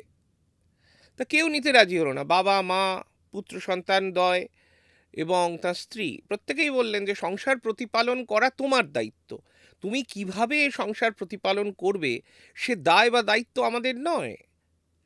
কেউ রাজি হলেন না। তখন তিনি বুঝতে পারলেন, ওই চোখ বন্ধ করে বসে পড়লেন। বল্মিক মানে উই পোকা, তার ঢিপি হয়ে গেল তার সারা শরীরে। তো সেইটা করার পর তিনি মহর্ষি বাল্মীকি হয়েছেন, তার আগে নয়। এই কৃচ্ছ সাধনটা কিন্তু আমাদের প্রত্যেকের করা উচিত।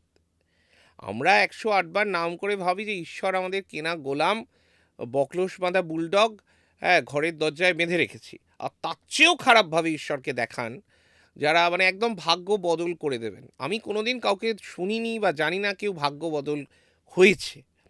ভাগ্যে যা আছে সেটা যদি ভাগ্য যিনি লিখেছেন তিনিই বদল করতে পারেন, যদি কেউ পেরে থাকেন আর সদ্গুরুর আশ্রয়।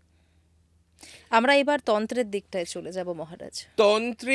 তন্ত্রশাস্ত্র একটি সুমহান প্রাচীন শাস্ত্র। তন্ত্রবিজ্ঞান বললেও অত্যুক্তি করা হয় না। তন্ত্রশাস্ত্রের উপাচার কেন্দ্রিক বিষয়। যোগ যেমন ধ্যান কেন্দ্রিক বিষয়, মনঃসংযোগ, সমর্পণ, প্রত্যাহার, সমাধি, এগুলো যেমন যোগের অন্যতম বৈশিষ্ট্য, ঠিক ওই উচাটন, মারণ, বশীকরণ, স্তম্ভন, এগুলো তন্ত্রের বাহ্যিক দিক।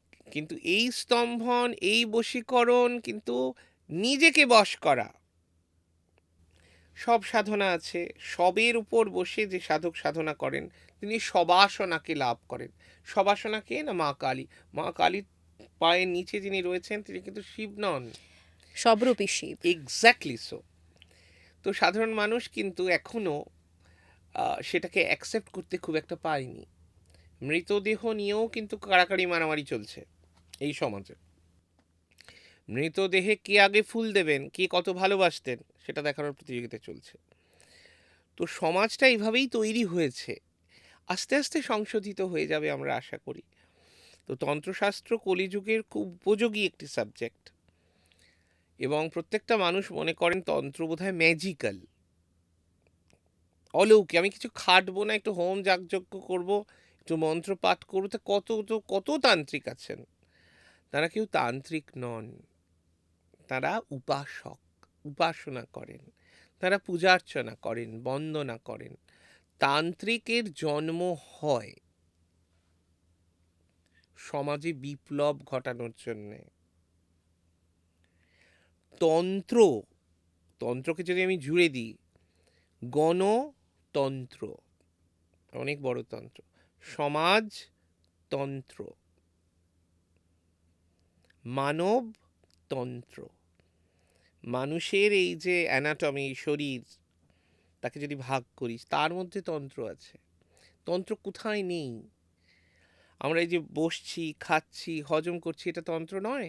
ক্রিয়া বিক্রিয়া প্রতিক্রিয়া অনবরত হচ্ছে। তন্ত্র একটা সায়েন্স। তো তন্ত্রের বিকৃতিটা খুব পপুলার হয়েছে, সকলেই ওই চট করে চলে যান, লাল কাপড় কালো কাপড়, এগুলো খানিকটা অশিক্ষা থেকেই এসেছে মানুষের মধ্যে। আর মানুষের মনের দুর্বলতাটাকে খুব কাজে লাগানো সম্ভব হয়েছে।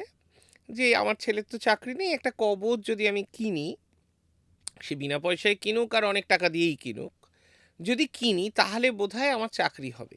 তো কতগুলো কবচ পরবেন, কতগুলো মাদুলি পরবেন, কতগুলো আংটি পরবেন, সমস্যা তো অনেক।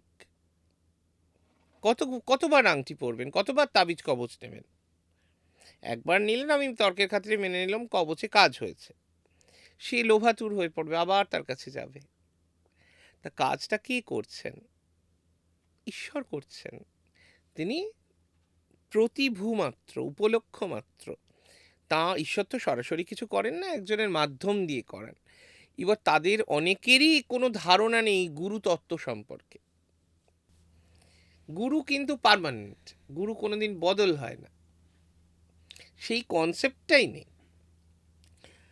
আর মানুষ তন্ত্রকে খানিকটা আর চোখে, বেঁকা চোখে দেখে, ভয় পায়। তন্ত্র অত্যন্ত সুন্দর, উপযোগী একটি বিষয়। তন্ত্রের তবে তন্ত্রে কোনো ক্ষমা নেই, এটা একটা ভাইটাল দিক। তন্ত্রের প্রয়োগে যদি ভুল হয়, নির্বংশ পর্যন্ত হতে পারে, এটা দেখা গেছে। এটা বহুবার দেখা গেছে। এবং মানুষ তন্ত্রশাস্ত্র নিয়ে এত যে গ্রন্থ, এত যে রচনা, এত বইপত্র, বইয়ের লেখা আর বাস্তবের দেখা এক একজনের কাছে এক এক রকম। আমার একটা প্রশ্ন আছে এখানে মহারাজ। এই যে দেখুন, ঈশ্বর তো দেখছেন সব কি হচ্ছে না হচ্ছে। আজকে যখন একজন সাধক বা তান্ত্রিক তিনি মানুষের ক্ষতি করছেন পয়সার বিনিময়ে, তার উপর কি কিছু নেমে আসে না? তাদের ঈশ্বরের রাগ ক্রোধ কিছু কি নেমে আসে না? ঈশ্বর, এটা অনেকেই বলেন যে এত অন্যায় হচ্ছে, ঈশ্বর কি অন্ধ, দেখতে পান না? খারাপ মানুষের ভালো হবে আর ভালো মানুষের খারাপ হবে, এটাই আধ্যাত্মের সঠিক ব্যাখ্যা। কেন? একজন খারাপ মানুষ, ঈশ্বর সবসময় চান তার যে সুকৃতি বা পুণ্য ফল, সেটার জোরে তো আজ সে এত বড় হয়েছে। খারাপ করে বেড়াচ্ছে, লোককে অত্যাচার করছে, মারছে, লোকের টাকা পয়সা কেড়ে নিচ্ছে, বড় হয়েছে। এটা সাময়িক। কত দ্রুত ঈশ্বর তাকে আশীর্বাদ করেন আরো বড় হোক, তার মানে পুণ্য ফলটা চূড়ান্ত ক্ষয় পর্যায়ে হোক। যাক, পূর্ণ মাত্রায় লয় প্রাপ্ত হবে, তার আর কোনো অস্তিত্ব থাকবে না। আর যিনি ভালো কাজ করছেন, ঈশ্বর চট করে তাকে আশীর্বাদ করতে চান না, চান না, চান না। তাকে কঠিন কঠোর সংগ্রামে লোহা থেকে খাঁটি সোনা, তারপর হিরেতে পরিণত করেন।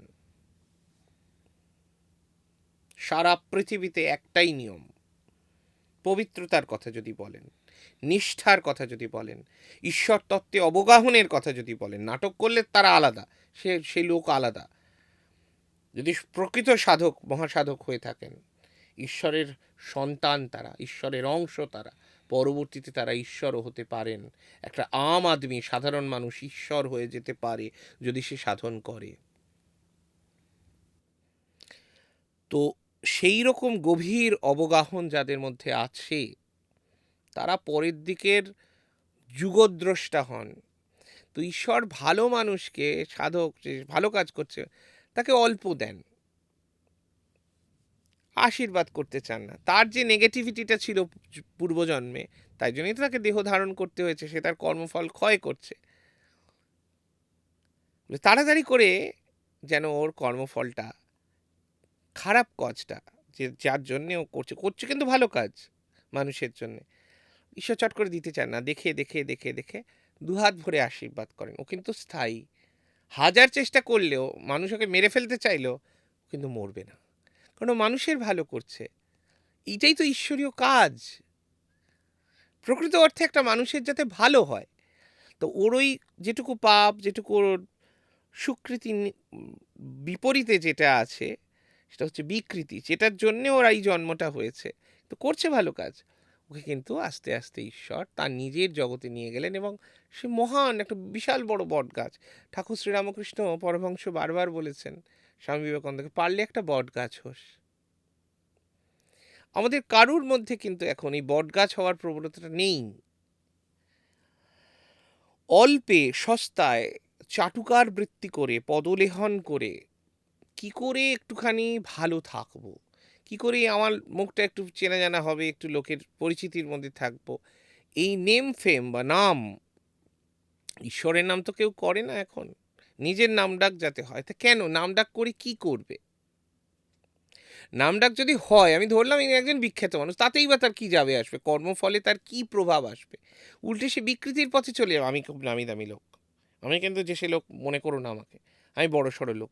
এইটা বলা মানে তো অহং প্রকাশ করা,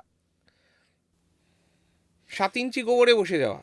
তন্ত্রে কি এর কোনো জায়গা আছে? তন্ত্রের কোনো জায়গা নেই। যিনি তান্ত্রিক, প্রকৃত অর্থে তান্ত্রিক হবেন, তার কোনো পোশাক থাকবে না, শার্ট প্যান্ট পরবে, সাধারণ মানুষের মতন থাকবে, কেউ জানতেও পারবে না। সে যা করার গভীর রাতের গহনে, রাতের যে তলদেশ, তাতে বিচরণ করেন। এই 3:30 থেকে 4টের মধ্যে তিনি তার কাজকর্ম সেরে আস্তে আস্তে ঘুমোতে যাবেন। তা অনেকেই ভাবছেন হয়তো এটা বোধহয় কোনো ম্যাজিক। কোনো ম্যাজিক নয়। তিনি জব করছেন বসে, বসে। লোকের কাজ কেন তিনি করবেন? তিনি নিজের কাজ করছেন, নিজের পথ প্রশস্ত করছেন। এর পরের যে মার্গটি সেটা হচ্ছে জ্ঞান মার্গ, অর্থাৎ অদ্বৈত বেদান্তের সাধনা। অদ্বৈত বেদান্তের যে সাধনা, সেখানে ব্রহ্ম তিনি সর্বশক্তিমান। তিনি তাঁর সাকারও তিনি হতে পারেন, নিরাকারও তিনি হতে পারেন। তাঁরকে যে কল্পনা করে সাকার রূপে, তার কাছে ঈশ্বর ঠিক তেমন। যিনি নিরাকার পরম ব্রহ্ম হিসেবে তিনি কল্পনা করেছেন, তার কাছে তিনি দিব্য জ্যোতি সম্পন্ন আর আনন্দময়। তো এইভাবে একটা মানুষ আস্তে আস্তে আস্তে আস্তে, আমাদের বলা হয়ে থাকে যে শ্রদ্ধাবান লভেতে জ্ঞানম, শ্রদ্ধাবান ব্যক্তি, তার মধ্যে ঈশ্বরের প্রতি কিন্তু শ্রদ্ধা আছে। কিন্তু সে ওই মূর্তি পুজোর মধ্যেই আবদ্ধ নয়, সে কিন্তু মূর্তিকে অশ্রদ্ধা করে না কোথাও। এই পূজা পদ্ধতি বিধি তাকে কিন্তু সে প্রণাম করছে। হয়তো সে বাহ্যিকভাবে এরকম করে প্রণাম করছে না বা এরকমভাবে প্রণাম করছে না, কিন্তু তার শ্রদ্ধা আছে, কারণ সে পরম জ্ঞানী। বাইরে জ্ঞানী, ভেতরে কিন্তু সে পরম ভক্ত, তার কোনো বাহ্য প্রকাশ নেই। আপনি দেখলেন সে মালা দিল না, ফুল দিল না, সাষ্টাঙ্গে প্রণিপাত করলো না, আভূমি লুণ্ঠিত প্রণিপাত, দণ্ডবৎ প্রণিপাত, সব কিচ্ছু করলো না, কিন্তু কারণ সে জানে যে সেও যেরকম আমিও ঠিক সেরকম, আমি তার অংশ। হাফ সার্কেল ফুল সার্কেল। ভগবানকে ছাড়া ভক্ত যেমন সম্পূর্ণ হয় না, ঠিক ভগবানও একজন শুদ্ধ ভক্তকে ছাড়া অসম্পূর্ণ। জ্ঞান মার্গ যেটা মূলত বলে যে তুমি নিজের মধ্যে তাকে দেখো, তুমি চৈতন্যের সেই স্তরে নিজেকে নিয়ে যাও জ্ঞানের মাধ্যমে, জ্ঞানের আলোকে দেখা। আমরা বলি না অনেক সময় চেতনার আলো জালো, তো চেতনা থেকে চৈতন্যের স্তরে আমাদের যাত্রা। আমরা প্রাথমিক স্তরে যেগুলো, আমরা যারা অজ্ঞানী মূঢ় মানুষ, তারা কি করবে? মারামারি, কাটাকাটি, হিংসা, খারাপ কথা। হ্যাঁ, ও আমাকে 4টে মেরেছে, আমি তাকে 10টা মারবো, তাহলে আমি ওর থেকে সুপিরিয়র। বাঘসিংহের মতন আচরণ করে। আমাদের এই সৌম্য শান্ত চেহারাটা একদম বিকৃতি হয়ে যায়। আপনারা যারা যারা বাড়িতে চেঁচামেচি করেন, তারা একটুখানি ভিডিওতে ছবি তুলে দেখবেন তো আয়নাতে। হ্যাঁ, যে যখন আপনি রেগে যান তখন আপনার চেহারাটা ঠিক কীরকম থাকে। হ্যাঁ, সত্যি বিকট হয়ে যায় বিকট মানুষ। হয়ে যায়, বিকৃতির চরম সীমায় পৌঁছে যায়। এবং যত খারাপ কথা, যত সংকীর্ণ মনের যত কথা, সেগুলো কিন্তু প্রকাশিত হতে থাকে। বলা হয়ে থাকে যে মুখ হচ্ছে মনের আয়না। তো সেই আয়না কিন্তু ছিন্ন ভিন্ন হয়ে যায়, রক্তাক্ত হয়ে যায়। এটা কারোর প্রতিদিন হয়, তখন সেটাকে আমরা বলি টক্সিক। সেখান থেকে মানুষ বেরিয়ে আসতে চায় স্বাভাবিকভাবেই। আবার কেউ কেউ সেটা অপশনলেস অবস্থায় থাকার ফলে সেটাকে তিলে তিলে সহ্য করেন, দহন জ্বালায় পুড়ে ছাই হয়ে যান। এটাও কিন্তু ঈশ্বর কৃপা, ওই জ্ঞান তার মধ্যে তৈরি হচ্ছে। অনেকে আছেন অজ্ঞানী, তারা ভাবছেন যে ঈশ্বর আমাকে শুধু দুঃখ দিচ্ছে। ঈশ্বর কিন্তু তাকে তৈরি করছেন। একজন পরিণত, আপনি একটা ফল যদি আধ কাঁচা অবস্থায় থাকে, খানিকটা পাকা খানিকটা কাঁচা, আপনি খেতে পারবেন? পারবেন না। স্পিরিচুয়ালিটিতেও পরিপক্কতার বড় প্রয়োজন। এরকম বেশভূষা পরা, তিলক টিলক করা, হ্যাঁ, অনেক সংস্কৃত মন্ত্রতন্ত্র জানা একজন গুরুদেবকে আপনি পাকড়াও করেছেন যে আমি এর থেকে দীক্ষা গ্রহণ করবো, ইনিই আমার গুরুদেব। নিশ্চয়ই তিনি শ্রদ্ধেয়, তিনি একটি পর্যায়ে আছেন, একটি উচ্চ পর্যায়েই হয়তো আছেন, কিন্তু আপনার জন্য কি তিনি উপযুক্ত? তিনি তো আত্মানে মোক্ষার্থ জগদ্ধিতায় চ, তিনি নিজের মুক্তি সাধন করেছেন, নিজের মোক্ষের পথে তিনি অগ্রসর হয়েছেন এবং হি অ্যাচিভড মোক্ষ। কিন্তু ইনি আমার গুরু কিনা কি করে কিন্তু বুঝবো? আপনি কি করেছেন? আপনি তো তার ওই নামটা করছেন, তার সংস্পর্শে থাকছেন না, গুরু সঙ্গ করছেন না, গুরু সেবা করছেন না। তো এই জ্ঞানটা থাকা জরুরি খুব। আধ্যাত্মিকতায় যদি আসতে হয়, আধ্যাত্মিকতায় আসবেন কেন? নিজের মুক্তির জন্যে। এই যে বারবার আসছেন, কতবার জন্মেছেন, কতবার মারা গিয়েছেন, আপনার আমাদের কারুরই মনে নেই কতবার এসেছি, কতবার গেছি। আমরা জানি না। জানি না, আমরা ভাবিও নি, আমরা আনকনশিয়াস। প্র্যাকটিক্যালি আমরা আনকনশিয়াস। না হলে এই ধরুন ট্রাফিক জ্যামে একটা গাড়ি আর একটা গাড়িকে ক্রস করলে একজন ড্রাইভার সাহেব আরেকজন ড্রাইভার সাহেবকে কুৎসিত ভাষায় গালিগালাজ করেন। এই আমাদের নিত্যদিনের ঘটনা। যিনি একটু সুপিরিয়র অবস্থায় আছেন তিনি মনে করেন এই আমার পায়ের নিচে থাকার যোগ্য, একে তো আমি বেশি সম্মান দিয়ে ফেললাম, ভুল করলাম, এতটা প্রায়োরিটি না দিলেও চলতো। এই সব ভাবনা কোথা থেকে আসে? নির্মল মনের প্রকাশ যেখানে, সেখানে ঈশ্বর বিদ্যমান। পরম জ্ঞানী যিনি, তিনি কিন্তু নিশ্চুপ, তিনি কিন্তু শুধুমাত্র সাক্ষী। তিনি সব কিছু অবজার্ভ করছেন, হাসছেন, দেখছেন এই গোটা জগৎটায় কি হচ্ছে, এত লোক, এত আলো, এত হইচই, এত পরিবর্তন, এত রকম চেঞ্জ ইজ কনস্ট্যান্ট। শ্রীমদ্ ভগবদ্ গীতায় শ্রীকৃষ্ণ তাই বলছেন যে পরিবর্তনই জীবন। তিনি আরও বলছেন যে জঠোর অগ্নিরূপে আমি প্রত্যেকের মধ্যে রয়েছি।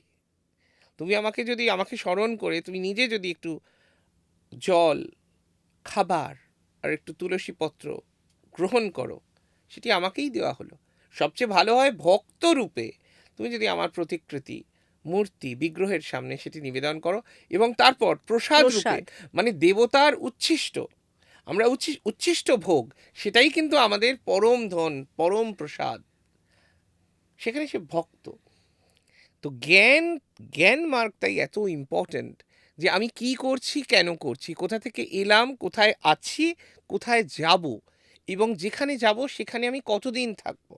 এই গোলক বৃন্দাবনের কনসেপ্ট আছে ভক্তি মার্গে, বৈষ্ণবীয় ইয়েতে আছে, কিন্তু বৈকুণ্ঠ প্রাপ্তি এগুলো কিন্তু আছে।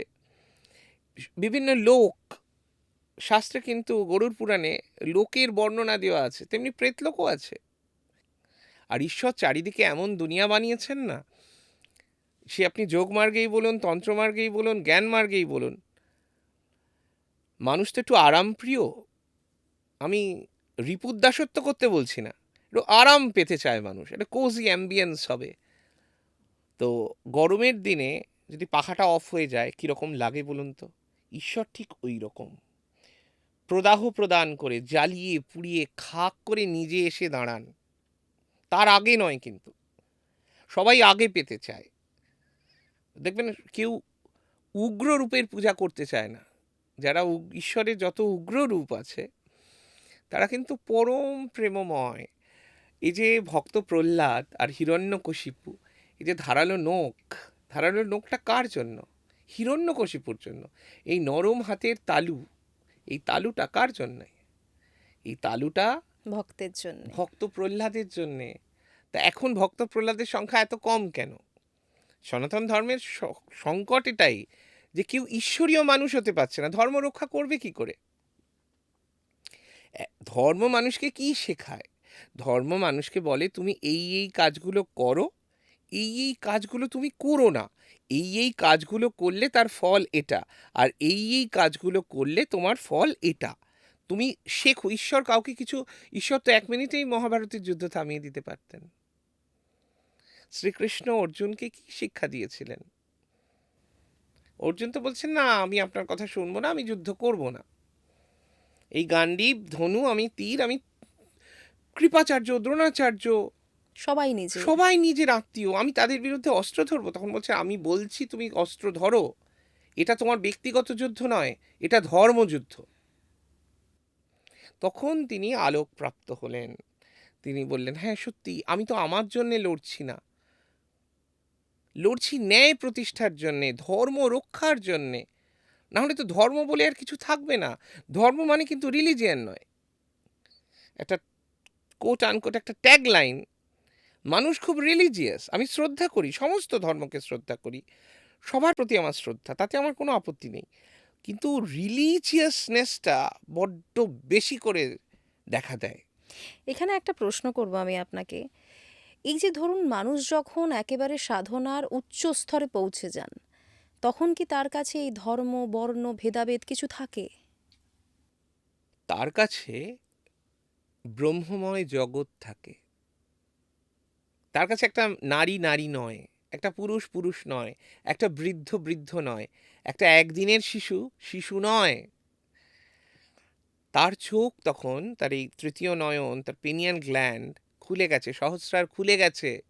সে আর মানুষ নেই, মান আর হুঁশ সে বিসর্জন দিয়েছে। যেটুকু ছিল মনুষ্যত্ব সেটাও আর নেই, তার মধ্যে দেবত্ব এসেছে। ঋষিত্ব এসেছে, প্রগাঢ় পাণ্ডিত্য এসেছে, জ্ঞান এসেছে, জ্ঞানালোকে সে আলোকিত, তার উপস্থিতি তখন হাজার তারার ঝলকানি, কোটি কোটি সূর্য তাকে তখন প্রদক্ষিণ করছে। তার কাছে যে কোনো মানুষ যদি কষ্টে আসেন, চোখের জল নিয়ে আসেন, তিনি তাকে বুকে টেনে ধরেন। আমি আছি, তুমি কষ্ট পাচ্ছ কেন, তুমি ভয় পাচ্ছ কেন, তুমি এসেই দেখো না, তুমি এসেই দেখো, যদি না কিছু হয় তুমি আবার তোমার বাড়ি ফিরে যাবে, তুমি 5টা মিনিট দিয়ে যাও আমাকে। তিনি তো প্রেম বিলোচ্ছেন, নেবার লোক নেই। গুরু মিলে লাখ লাখ, চেলা না মিলে এক, চেলা মিলে লাখ লাখ, গুরু না মিলে এক। অন্ধকার থেকে আলোর যাত্রাপথে ওই মানুষটি পৌঁছেছেন। ওই মানুষটি কোটি সূর্য তেজ যা ওই মানুষটির মধ্যে আছে। তাই তার কাছে কোনো ভেদাভেদ তার নেই। কাছে কোনো ভেদাভেদ নেই, তার কাছে কোনো বৈষম্য নেই, তার কাছে সবাই সমান। অন্যান্য আমরা কম্পারেটিভ রিলিজিয়াস স্টাডিতে যদি দেখি, অন্যান্য ধর্মে শয়তানের খুব প্রভাব আছে, সনাতন ধর্মে রাক্ষস, অপদেবতা এগুলো আছে, দৈত্য দানব। দৈত্য দানব। তো আমাদের মধ্যে ওই দৈত্যটা কেন থাকবে, রাক্ষসগুলো কেন থাকবে? রাক্ষসগুলো এবার শেষ হোক, দেবতাদের পর্ব একটু শুরু হোক, সেটা চাইলে একমাত্র আমরাই পারি। দেবত্ব আসবে। হ্যাঁ, আমরাই পরিবর্তন ঘটাতে পারি সমাজের। পৃথিবীর মধ্যে যে বিকৃতিগুলো আছে, যে অসাম্যগুলো আছে, যে অসৌজন্যগুলো আছে, সেগুলো যেন চিরতরে মুছে যায়। তো সেই জন্যে আমার মনে হয় যে এই সময় দাঁড়িয়ে একটা কবিতাই পারে কিছু করতে। তো রবি ঠাকুরে যাব, তার আগে মায়ের চরণে একটু নিবেদন না করলেই নয়। কারণ কালী কথাই তো বলেছি, শিব কথাই তো বলেছি। ব্রহ্মাণ্ড ছিল না যখন, মুন্ডমালা কোথা পেলি, সদানন্দ মই কালী, মহাকালের মনমোহিনী, তুমি আপনি নাচো, আপনি গাও মা, তুমি আপনি নাচো, আপনি গাও মা, আপনি দাও মা করতালি, সদানন্দ মই কালী। আমরা কেন এত কৃপণ হয়ে যাই ভক্তিতে? বড্ড কৃপণ আমরা, রবীন্দ্রনাথ ঠাকুরের কৃপণ। আমি ভিক্ষা করে ফিরতেছিলাম গ্রামের পথে পথে, তুমি তখন চলেছিলে তোমার স্বর্ণ রথে, অপূর্ব এক স্বপ্ন সম লাগতেছিল চক্ষে মম, কি বিচিত্র শোভা তোমার, কি বিচিত্র সাজ।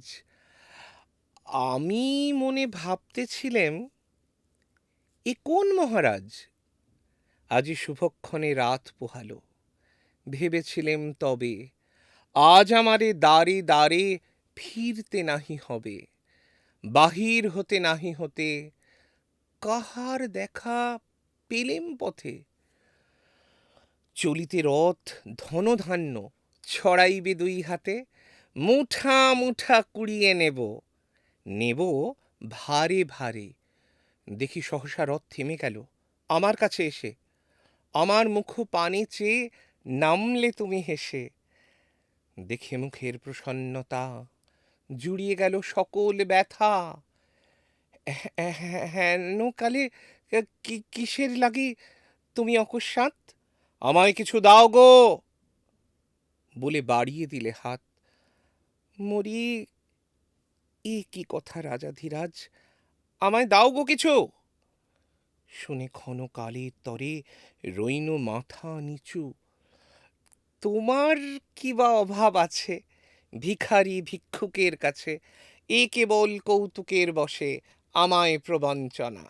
ঝুলি হতে দিলেম তুলে একটি ছোট কণা, যবে পাত্রখানি ঘরে এনে উজাড় করি, এ কি ভিক্ষা মাঝে একটি ছোট সোনার কণা দেখি।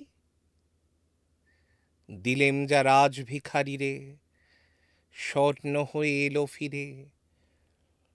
তখন কাঁদি চোখের জলে, দুটি নয়ন ভরে, তোমায় কেন দিইনি আমার সকল শূন্য করে, তোমায় কেন দিইনি আমার সকল শূন্য করে, তোমায় কেন দিইনি আমার সকল শূন্য করে। আমরা সবাই একদিন শূন্য থেকেই এসেছিলাম, আবার শূন্যেই চলে যাব। মাঝের এই সময়টুকু যেন আমরা দেবতা হয়ে কাটাতে পারি, শুধু মানুষ নয়। মানুষ এতদিন দেবতার উপাসনা করেছে দেবত্ব প্রাপ্তির লক্ষ্যে। দেবতারা বারবার এসেছেন, মানুষ হয়েছেন, মানুষ জন্মগ্রহণ করেছেন, মানব জন্ম।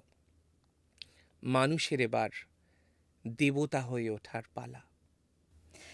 কিছু ভালো কাজ করি, সেটা দিয়েই শুরু হোক। অবশ্যই। খুব ভালো সময় কাটলো, অনেক কিছু জানতে পারলাম। অসংখ্য ধন্যবাদ আপনাকে। অসংখ্য ধন্যবাদ আমাকে সঙ্গে সঙ্গীতায় আমন্ত্রণ জানানোর জন্য।